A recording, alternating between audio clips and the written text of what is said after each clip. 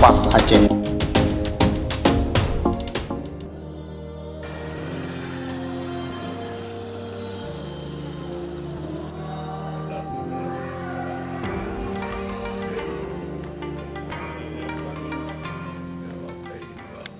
Assalamualaikum warahmatullahi wabarakatuh.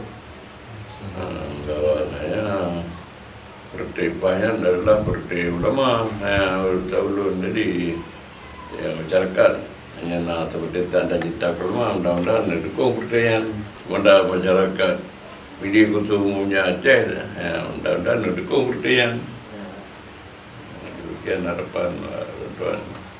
Sekian dan terima kasih. Assalamualaikum warahmatullahi wabarakatuh.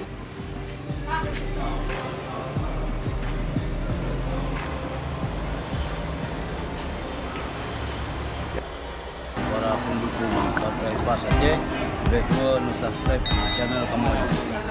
Assalamualaikum warahmatullahi wabarakatuh.